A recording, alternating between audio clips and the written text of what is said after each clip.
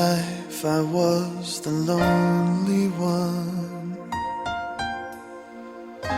All of my life I was the homely one.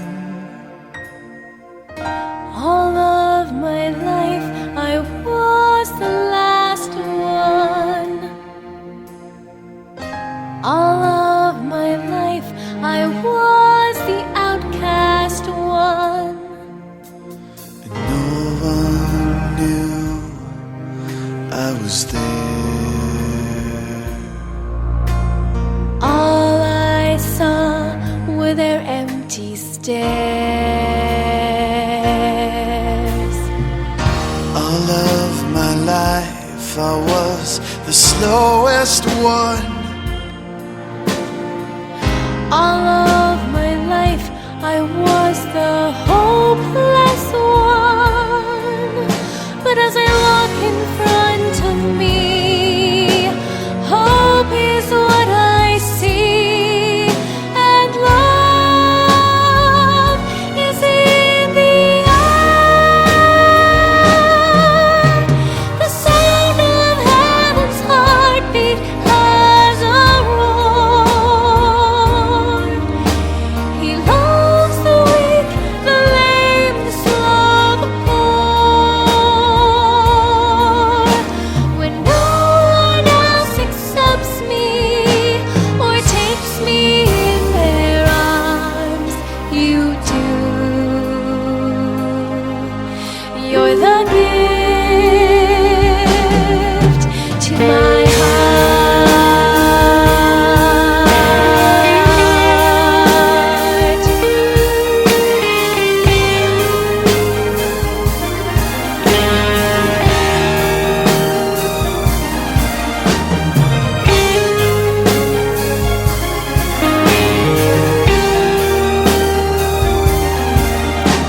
The sound of heaven's heartbeat has a roar.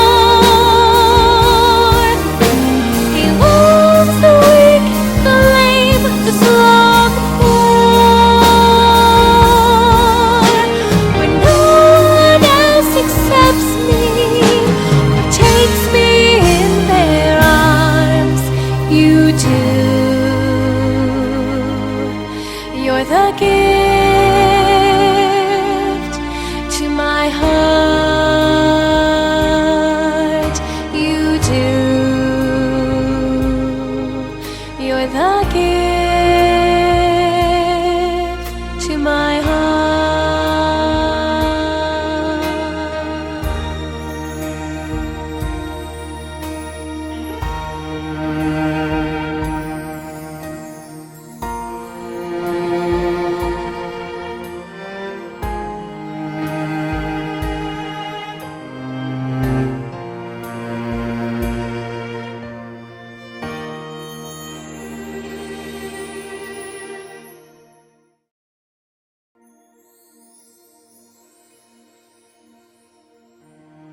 If you were to lose some of your funding, how does it affect your family?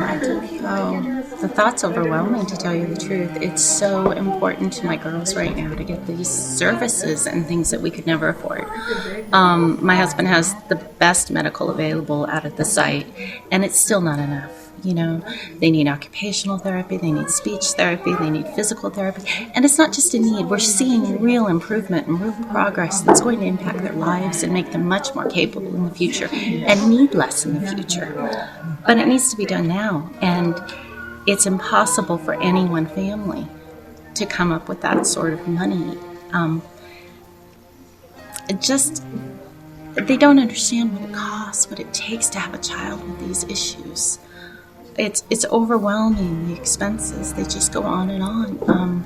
We just spent $1,000 on plumbing hardware and a plumber to come in and install a shower fixture for my child so that she can actually independently take a shower.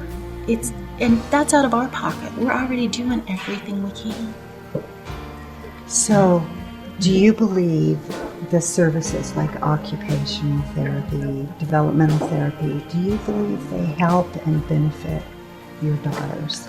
Oh, yes. tremendously, the gains that they've made, and it's so much beyond what the school system could ever provide. These are just critical skills for anyone to be able to put on their own clothes, to be able to, perhaps they can't write, but they can type now. You know, these things are really important in basic communication and safety. It's huge. It's huge. I'm Linda Walcott, and I'm the Program Manager and a Developmental Specialist for the Adult Program at Transitions Incorporated. What we do here is teach independent living skills for individuals who have intellectual disabilities. The folks that we serve are in the higher level of moderate intellectual disabilities, mild. We also serve individuals who have cerebral palsy, seizure disorders, and autism end of that spectrum. How do you feel that the therapies benefit this population? Teaching them life skills and encouraging them and supporting them in being members of the community, making stronger their skills as far as being able to do for themselves with just even purchasing their own items that they need in their daily life. Time management skills. It supports them in their jobs, in their home life, being more independent there and doing more self-sufficiency type things. Some of the folks that we work with, we started when they were in high school and living in their parents' home. The therapies have taken them to the point of living on their own and going into their home and teaching them skills, just doing their own laundry or managing their own home, taking care of their residents, paying their bills. How do you see this population without these therapies in place? I think that their daily lives would not be as fulfilling, actually. I think that we would see a lot of folks staying at home in their own residence. I think that we would see a decline just obviously in their progress. When I first started in this field, I was 14 years old, and I started doing kind of like a candy striping position at Napa State School and Hospital. And what I saw there is we did have some of the classrooms where they just stayed in the hospital and worked on some of their money skills. But what I also saw were people who were just kind of warehoused, folks with profound disabilities, just all in one great big room, laying in beds, and no privacy, no dignity.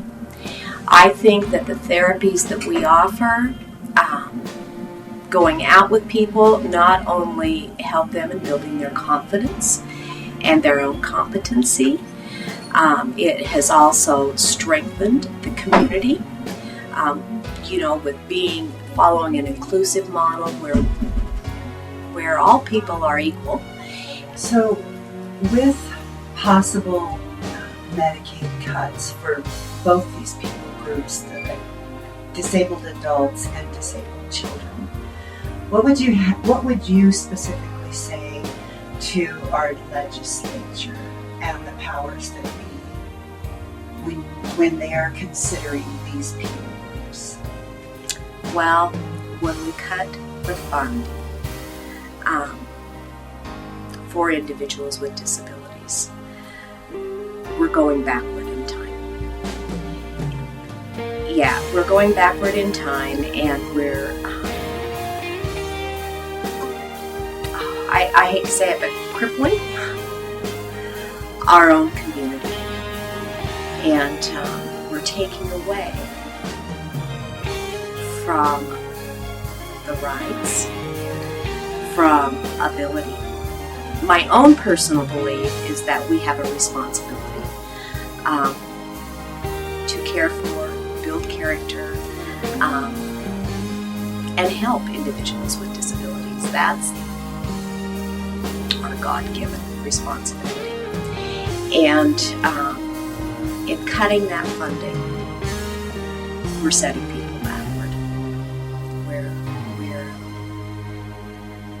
We're not doing what we need to be doing. So would you say working with these people groups is your passion? Absolutely. Absolutely. It is my passion. I believe that it's where I'm supposed to be. My name is Sarah Perks, and I am the Assistant Director at the Adventure Center, and I'm also an in-home care provider for 2 developmentally disabled adults. The reason why this work is so important to me is because as a mother, you care for children who can't defend themselves, they can't advocate for themselves, they can't do things for themselves. They need their parents, they need their family. As these children grow into adults who happen to have a vulnerability because of their disability, that need to have somebody advocate for them doesn't end. They need adults like me and the staff at the developmental disability agencies and their certified family homes to advocate for them, because a lot of our clients don't have the verbal expression to be able to tell you what they need and what they want.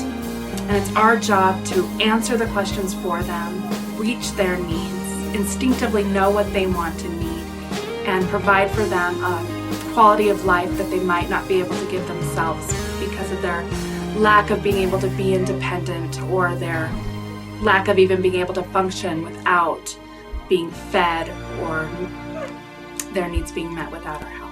So it's really important that these services continue, because without them, not only would their quality of life not be good, but their life at all, their basic needs need to be met. Social needs, their need for fun, all of those things that they can't provide for themselves, it's mandatory that they have it in their lives.